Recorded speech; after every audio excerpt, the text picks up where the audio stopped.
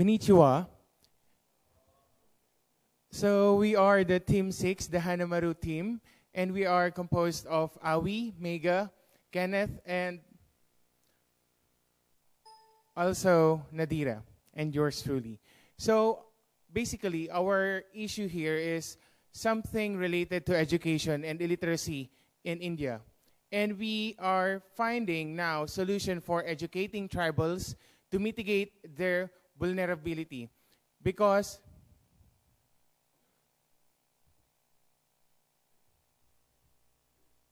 in India, what is happening now in India? In India, there are many tribe people, and it is composed of 80 million tribal men who compose 8% of the total population in India. And even in the world, if we will compare the statistics of this to that of the world, the total population of tribesmen in India is has the most number of shares. So this map shows you the places in India wherein the tribes people are located, and mostly are in the northeastern part of India.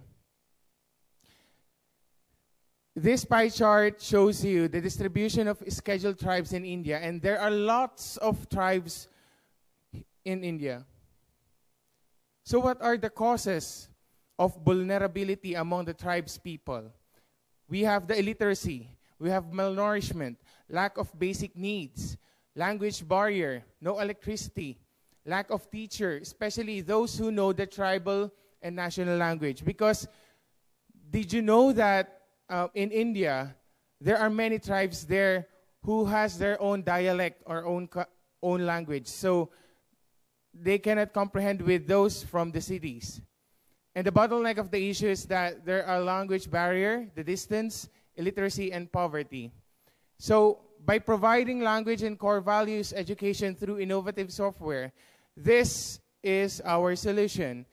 A software for the teachers who will infuse themselves to the community, the contents of which will focus on health, sanitation, and nutrition, economics and income, environment, and family life. Basically, this will answer the call for functional literacy among the tribes people. And the points of our software are language and values. For language, we will have translations. There will be a data gathering and research for the existing vernacular or local language among the tribesmen. And yeah, we will infuse it into values. So basically, this is the program flow. And what's good thing there is that the functional literate, the products of that program may be educators in the future. So thank you so much. Arigatou gozaimasu. Thank you very much. The next is WA.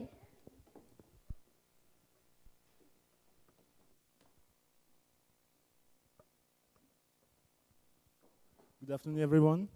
So we were trying to solve the issue of toilet sanitation in Madagascar with our product called Sanitation Matters. So as you know, sanitation in the world is causing millions of victims, and especially in Madagascar, the issue is hard to address because of the existing customs and traditions.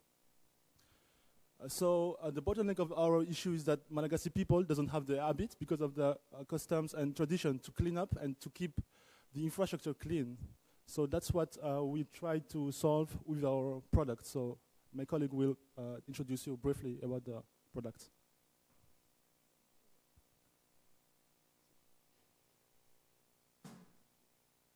Without proper sanitation of toilets, contamination of rivers, groundwater, and food happens because the transmission of bacteria, viruses, and pathogens are transmitted through fluids, fields, flies, and fingers. Our innovative solution, Sanitation Matters. The product incorporates two existing products, which is the toilet mat and an aqua doodle drawing mat. When you can draw pictures, letters, and anything by water, when the mat is dry, they disappear. The mechanism is simple.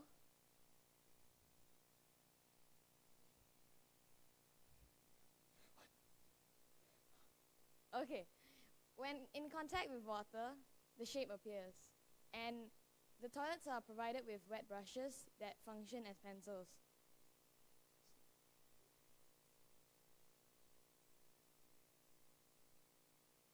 The kids are drawing on the mats, and at the same time they're cleaning the toilets.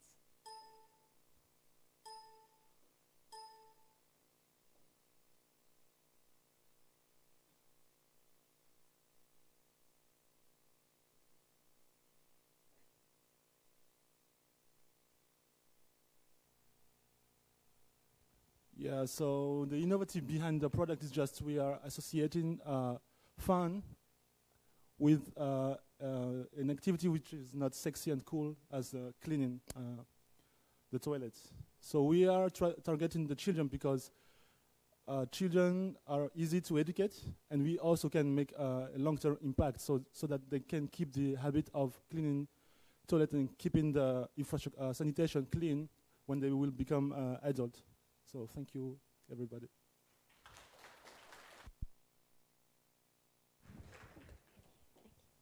Thank you very much. The next group is Blue Light.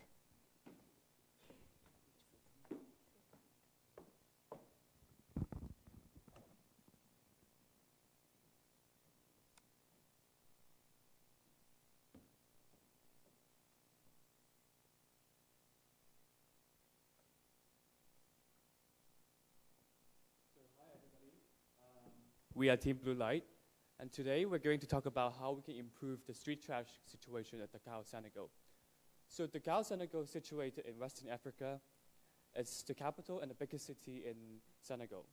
So having a population of 13 million people, it faces major challenges.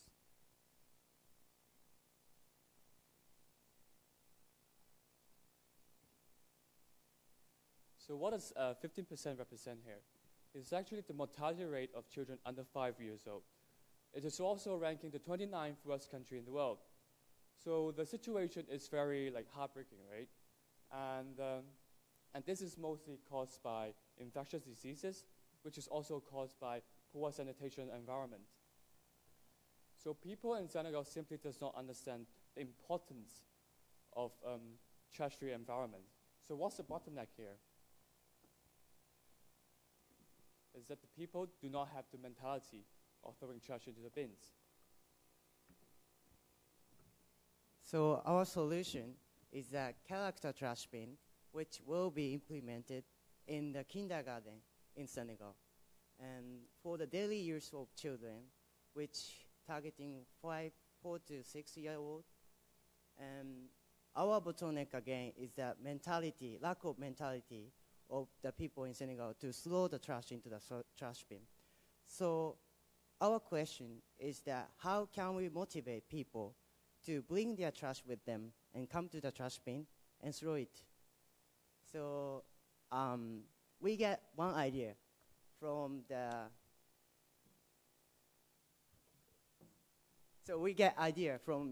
toy that we found at Japanese shopping center, which called pop-up rabbits.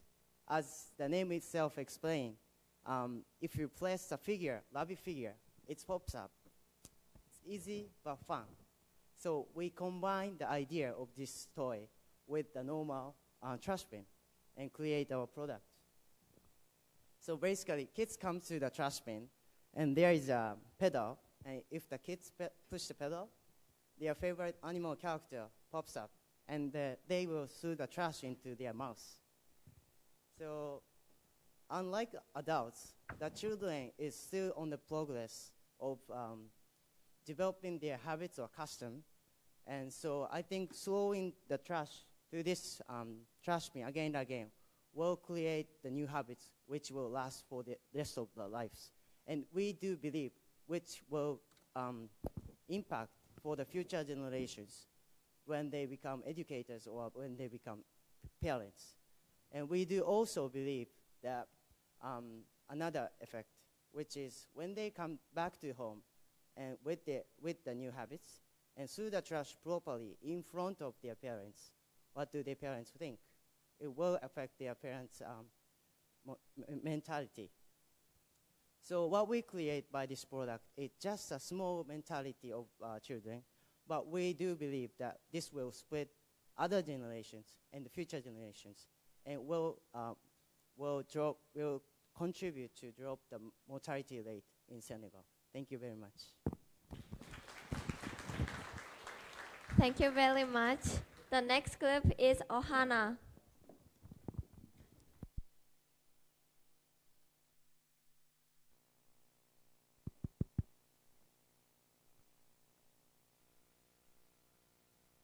Hello everyone, I'm from team OHANA, and the problem that we took up was redesigning the commuting experience in Tokyo, especially in the Tokyo metro. And we're talking about the rush hour, that's while going to office and school and while coming back in the evening.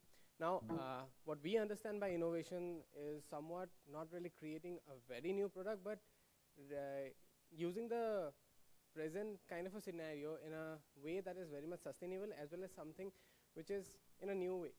And the issue that we have is we have too many passengers on the transit system, especially during the peak hours, as I already said. And the problems that arise out of this are security and safety of travelers, especially women travelers. We have add-on stress in people's lives, lower productivity, and we have, tourists face a lot of problems, and there's no regulated movement in and around the trains. Here's a survey that was done by the Tokyo Railway Company back in 2008, and commuting is the second most stressful activity in a person's life in Tokyo. So the product that we present to you is basically utilizing the RFID technology that's already there in place in the Sika cards. Like Sika cards use the RFID technology to check in and check out of the stations. So we are using that with a little bit of tweak so as to find out the number of people that are in the trains exactly in real time. So how do we use that information? I'll be explaining that with a video that we made up yesterday.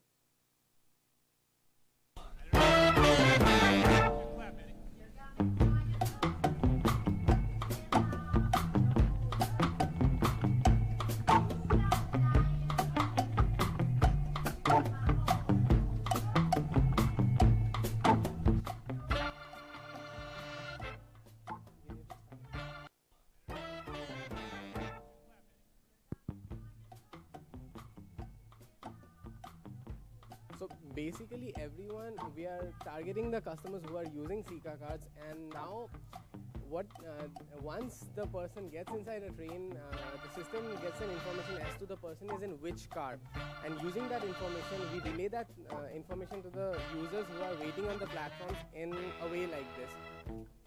Like you see the different cars on your cell phone, and that has different percentages in like maybe red color, blue, and then green, which indicates different percentages. And how is this helpful to us? It is helpful to me because if I'm waiting on a platform and I don't know which train I'm supposed to go into, so I can actually place myself in maybe car number 3 because it is not really that crowded, and I can, while I am getting into a free train, I can also allow the other users of the transit system to come out because I'm not standing outside the door.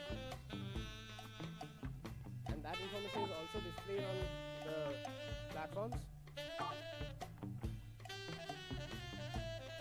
So how this happens is something I already explained.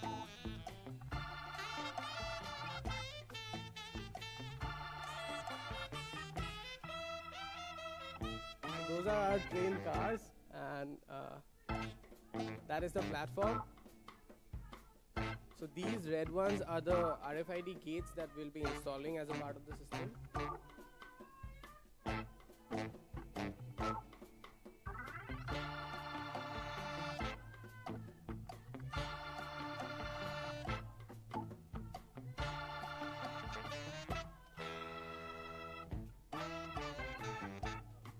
So that is exactly how the system works. So we're using RFID, which is already in place, just a little bit of tweak so that I can give you an additional information so as you can travel with a little bit peace of mind. Thank you. Thanks a lot.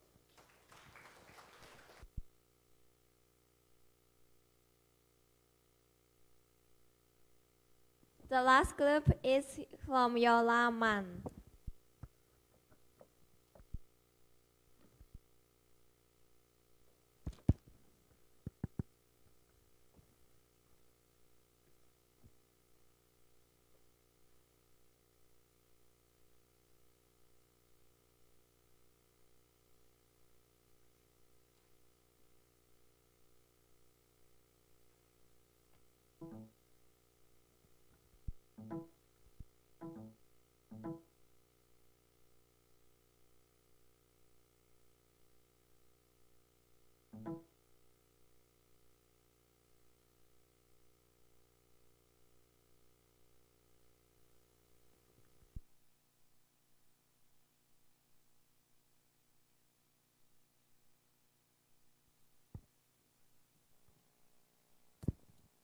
Okay, on behalf of my group, YORAMAN, I'd like to present our project, which called the Dream Bus. So here is the village in West Java, Indonesia. Most of citizens are farmers. They are less educated and less of awareness how important of education. So few of them support their children to go to school.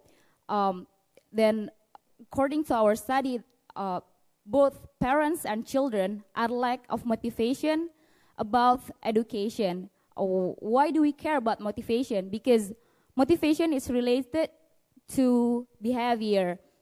Then how do we solve this problem? We came up as the solution, Dream Bus. So as you can see, we have two sides, children's sides and parent sides. On the children's sides, we provide 3 video games player for free. They can play our original game called Inspiring Game. And the other side, we held an event so parents can watch short movies or speeches of famous people. So parents can learn how important of education to their children. Then how we make our project sustainably. So we provide money by 2 ways. First way, we sell harvest of the farmers to the city. And the second way, we will sell the games to the parents and children in the city area. Here are the second way. And then we have 3 appealing points about our project. Suitability. So we not rely on the characteristic of the village. So we can sell our games in every kind of village. And it easy maintenance because we will go from the nearest city to the village every week. So we can maintain the devices. And the third one is our project is sustainable business model. Okay, I will show our innovative product, our prototype innovative product by the video.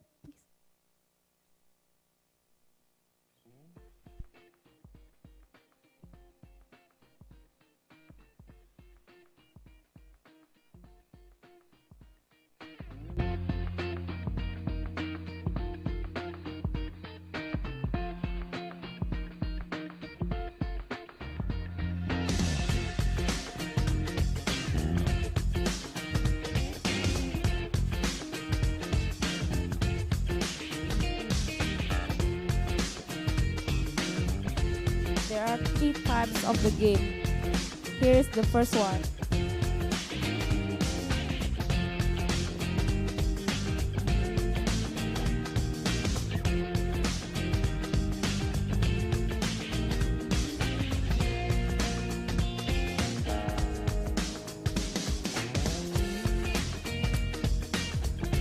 Here's the third one. So every children can choose what job in the games.